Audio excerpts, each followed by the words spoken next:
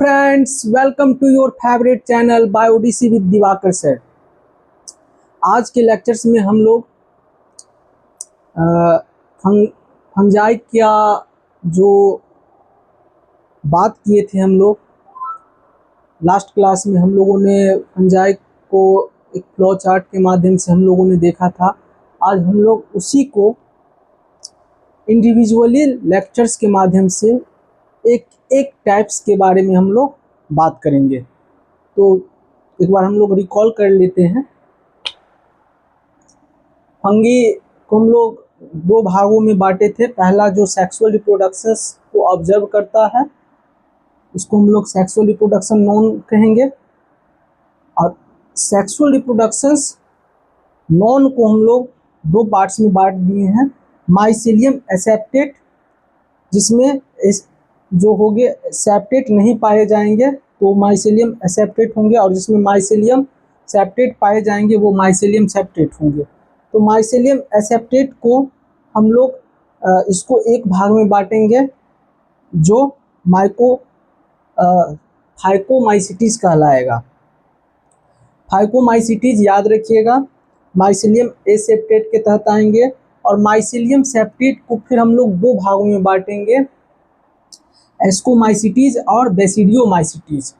और दूसरा जो पार्ट्स है सेक्सुअल रिप्रोडक्शन नॉट नोन, जिसमें सेक्सुअल रिप्रोडक्शंस ऑब्जर्व नहीं होगा, उसको हम लोग ड्यूटेरोमाइसिटीज के तहत रखेंगे। तो ये याद रखना है, ड्यूटेरोमाइसिटीज जिसमें सेक्सुअल रिप्रोडक्शंस नहीं ऑब्जर्व किया जाएगा, और जिसमें सेक्सुअल रिप्रोडक्शंस ऑब्जर्व किया जाएगा वो फाइकोमाइसिटीज, एस्कोमाइसिटीज और बेसिडियोमाइसिटीज, ये तीनों में सेक्सुअल रिप्रोडक्शंस ऑब्जर्व होगा। केवल ड्यूटेरोमाइसिटीज में क्या होगा, सेक्सुअल रिप्रोडक्शंस ऑब्जर्व नहीं होगा। चलिए पहला हम लोग देखेंगे फाइकोमाइसिटीज। इंडिविजुअली ये चारों को हम लोग देखेंगे। तो आज के लेक्चर्स में हम लोग फाइकोमाइसिटीज के बारे में जानेंगे।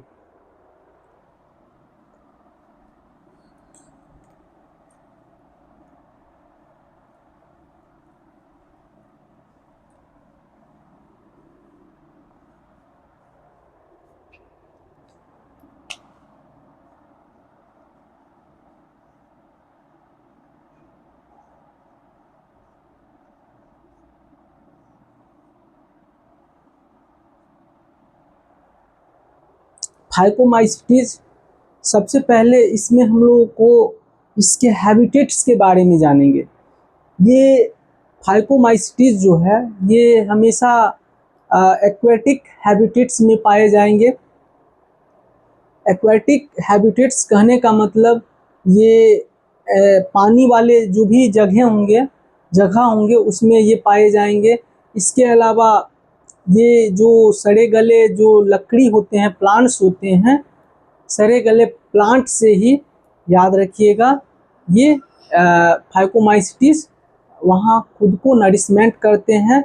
एज ए पैरासाइटिक प्लांट्स के रूप में वो लकड़ी के वुड और उसके ऑर्डर डिकेइंग है ना, डेड डिकेइंग जो चीज़ होंगे उस पर वो पाए जाएंगे। तो ये याद रखिएगा, सबसे पहले इसका हैबिटेट होगा कि ये जितने भी सड़े गले चीज़ होंगे, जैसे लकड़ी या कोई भी मान लीजिए चीज़ हो सकता है सड़े गले, उस पे ये खुद को वहाँ सरवाइव कर लेंगे। दूसरी बात कि इसमें जो है ये एक्वेटिक हैबिटेट्स होते हैं। एक्वेटिक मतलब होता है कि जो पानी में भी ये पाया जाता है। चलिए, तो इसमें हम लोग पहला पॉइंट्स हम लोग नोट्स करेंगे कि it is found in aquatic habitats. It is found in aquatic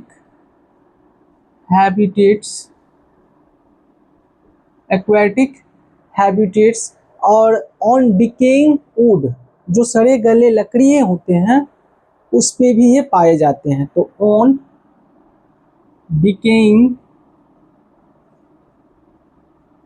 would, on decaying wood और as a obligate parasites on plants. Obligate parasite on the plants, on the plants. तो ये याद रखना है कि इसका हैबिटेट्स जो होंगे वो डिकेइंग वुड पे, यानी जो भी सड़े गले लकड़ी होंगे वो उस पे पाए जाएंगे, फाइकोमाइसीटीज। और ये जल में भी होंगे, एक्वेटिक में पाए जाएंगे। अब इसमें याद रखिएगा, क्योंकि हम लोग पहले ही बांट लिए थे, ये किस कैटेगरी में आएगा इसका माइसेलियम, तो ये एसेप्टेट में आएंगे, एसेप्टेट में आएंगे, इसीलिए याद रखिएगा। इसमें एसेप्टेट के अलावा इसमें सिनोसाइटिक भी होते हैं। ये सिनोसाइटिक होता है क्या कि जैसे मान लीजिए कोई प्लांट्स है, कोई मान लीजिए यदि माइसेलियम है, लाइक इस तरह का कोई माइसेलियम है।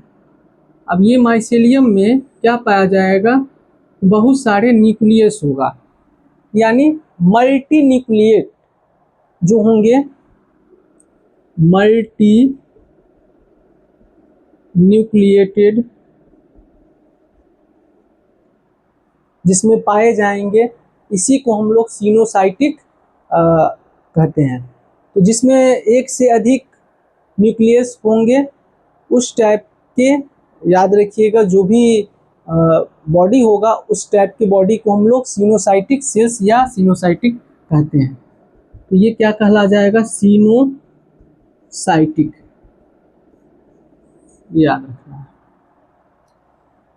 तो ये क्या हो जाएगा, ये एसेप्टेट होगा, इसमें कोई वाल नहीं पाया जाएगा इसके माइसेलियम में। तब इसके माइसेलियम में क्या होगा, the mycelium is aseptate and coenocytic, the mycelium is aseptate and coenocytic. Coenocytic समझाए हैं कि जिसमें एक से अधिक न्यूक्लियस होगा, वैसे सेल्स को हम लोग सिनोसाइटिक कहते हैं।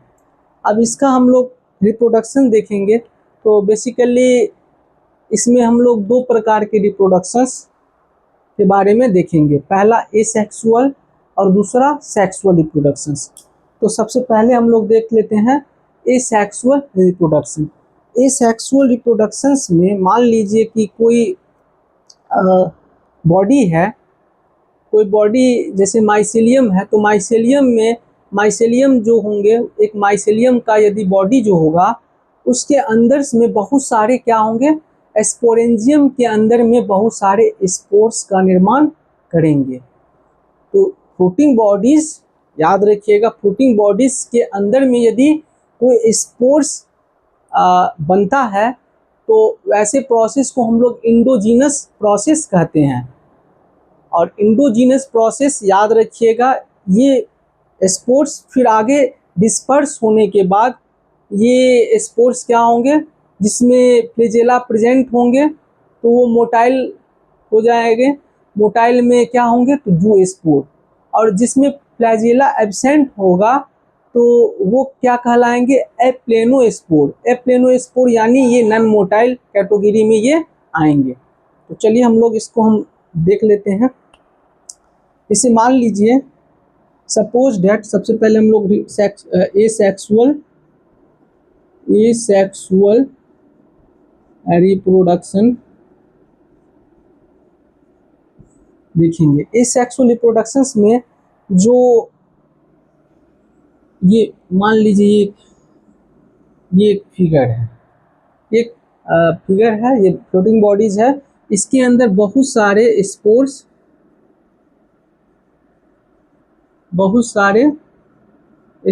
कुछ इस लाइक पाया जाएगा।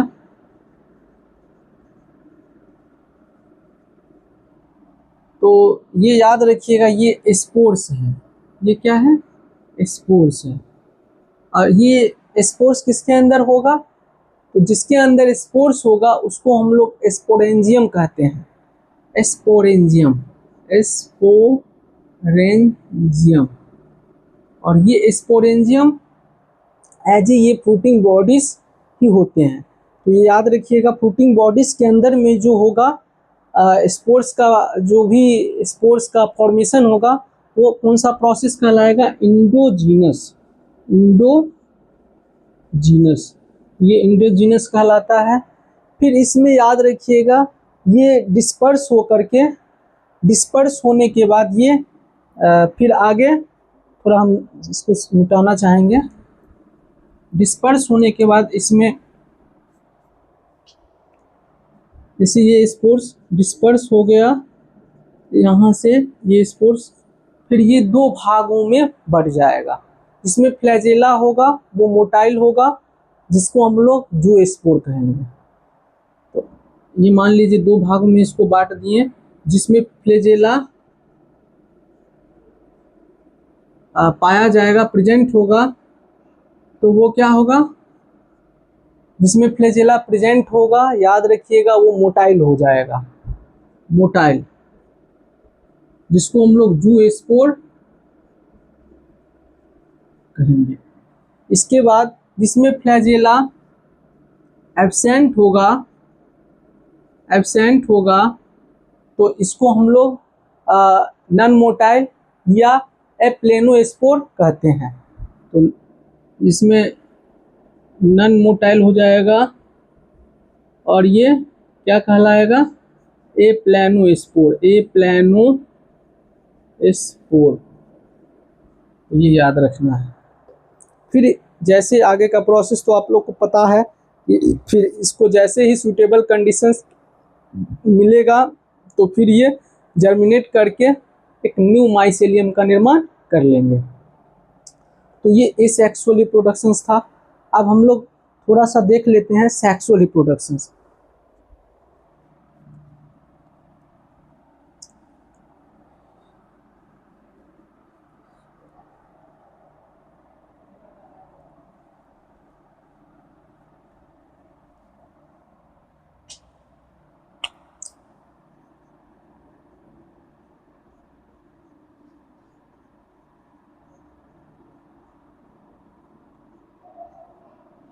अब सेक्सुअल रिप्रोडक्शंस का बात करें तो सेक्सुअल रिप्रोडक्शंस इसमें बेसिकली जैसे सेक्सुअल रिप्रोडक्शंस का बात करते हैं तो इसमें अलग अलग टाइप के स्पोर्स का निर्माण होता है। जैसे मान लीजिए जब एक जैसा जो स्पोर होगा यानी सिमिलर टाइप का जो गैमेट होगा उसको हम लोग आइसोगेमस कहते हैं। और जिसमें डिसिमिलर गैमेट पाया जाएगा, डिसिमिलर कहने का मतलब एक बड़ा हो जाएगा एक छोटा हो जाएगा, तो उस टाइप के गैमेट को हम लोग एनिसोगेमस कहते हैं। और तीसरा याद रखिएगा जो ऊगैमस कहलाता है, ऊगैमस में क्या होगा? एक याद रखिएगा बड़ा हो जाएगा, एक बड़ा होगा और दूसरा क्या हो जाएगा? बड़ा तो होगा लेकिन ये नॉन मोटाइल होगा, और दूसरा छोटा हो जाएगा लेकिन ये क्या होगा? मोटाइल होगा।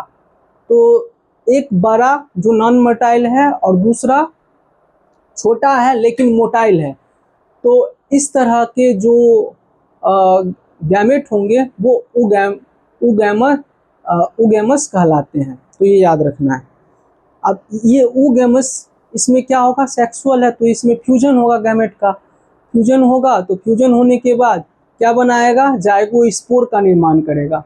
अब ये जाइगोस्पोर फिर इसको यदि मियोसिस हम लोग करवाएंगे तो फिर ये बहुत सारे स्पोर्स का ये निर्माण करेंगे। तो इसमें याद रखिएगा बहुत सारे स्पोर्स का जैसे ही निर्माण होगा, निर्माण किस तरह का होगा?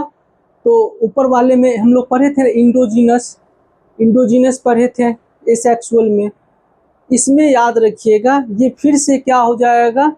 ये जैसे ही जर्मिनेट होगा तो ये सेल से क्या होगा? बाहर होगा, और बाहर होने के बाद फिर एक नए माइसेलियम का ये निर्माण कर लेगा। तो ये आपको सेक्सुअल रिप्रोडक्शंस है। तो देख लेते हैं। सेक्सुअल रिप्रोडक्शंस में 3 प्रकार के, पहला हम लोग देखेंगे आइसोगेमस।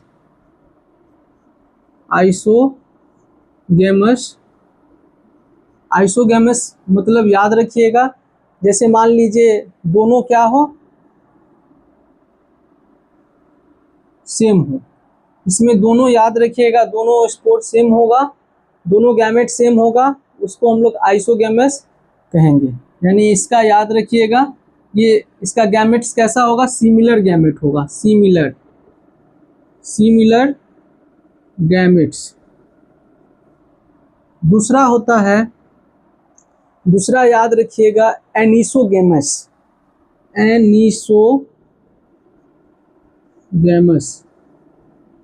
एनिसोगेमस में क्या होगा, एक बड़ा हो जाएगा स्पोर और दूसरा स्पोर छोटा होगा। यानी इस तरह के जो गैमेट होंगे इसमें डिसिमिलर गैमेट होंगे, डिसिमिलर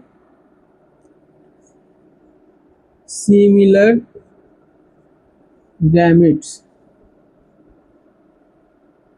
तो इस तरह के एक बड़ा हो जाएगा स्पोर्स, दूसरा छोटा, तो ये एनिसोगैमस कहलाएगा। एनिसोगैमस समझ गए होंगे, जिसमें डिसिमिलर गैमेट्स हो, यानी एक बड़ा होगा तो दूसरा छोटा। और तीसरा होता है ऊगेमस। तीसरा ऊगेमस। ऊगेमस में याद रखिएगा, ऊगेमस में क्या होता है कि एक यदि मान लीजिए नन मोटाइल है, सपोज डेट एक स्पोर मान लीजिए नन मोटाइल है, ये नन मोटाइल है लेकिन ये बड़ा है, लेकिन एक छोटा होगा और ये कैसा होगा, इसमें फ्लैजेला पाया जाएगा। तो याद रखिएगा, एक बड़ा होगा लेकिन वो नन मोटाइल है, ये नन मोटाइल है, नन मोटाइल, लेकिन ये छोटा है दूसरा और कैसा है, मोटाइल है। तो इस टाइप के गैमेट्स को हम लोग ऊगैमस कहते हैं। फिर आगे इसका फ्यूजन होगा, फ्यूजन होने के बाद याद रखिएगा, जब इसका फ्यूजन करवाएंगे, यदि मान लीजिए यहाँ फ्यूजन करवाते हैं, fusion of gamete, fusion of gametes, तो गैमेट्स का फ्यूजन यदि करवाएंगे, फिर इसमें क्या होगा, एक नए सेल का निर्माण होगा और ये क्या कहलाएगा, जाइगोस्पोर कहलाएगा, जाइगोस्पोर। ये जाइगोस्पोर कहलाएगा। जब गैमेट्स का फ्यूजन होगा तो एक क्या बनाएगा, जाइगोस्पोर। फिर ये जाइगोस्पोर्स का मियोसिस करवाएंगे, मियोसिस होने के बाद फिर इसमें याद रखिएगा बहुत सारे स्पोर्स का निर्माण होगा, यानी इसमें बहुत सारे स्पोर्स इसमें बन जाएगा। अब ये जैसे ही इस स्पोर्स का यदि मान लीजिए सूटेबल कंडीशंस मिलेगा, फिर ये स्पोर्स क्या होगा, सूटेबल कंडीशंस में ये बॉडी से बाहर हो करके, सपोज डेट ये क्या हो जाएगा, ये स्पोर्स बॉडी से बाहर हो करके फिर नए माइसेलियम का ये निर्माण, न्यू माइसेलियम का ये निर्माण कर लेगा, नए माइसेलियम का निर्माण हो जाएगा। तो याद रखिएगा, रिप्रोडक्शंस में, सेक्सुअल रिप्रोडक्शंस में हम लोग जानते हैं, बचपन से पढ़ते आ रहे हैं, जिसमें गैमेट का क्या होता है, फ्यूजन। तो गैमेट का फ्यूजन सेक्सुअल रिप्रोडक्शंस में होगा। इसमें हम लोग 3 पार्ट्स पढ़े हैं, 3 भाग में इसको बांटे हैं। पहला आइसोगेमस, आइसोगेमस में सिमिलर गैमेट होगा तो उसको आइसोगेमस।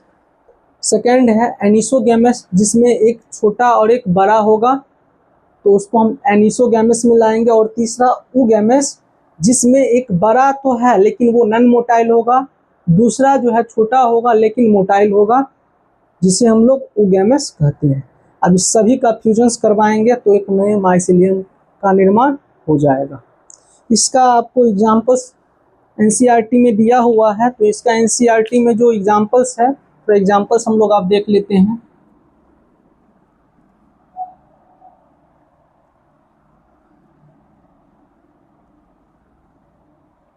इसका एग्जाम्पल्स याद रखेंगे, बेस्ट एग्जाम्पल्स है म्यूकोर।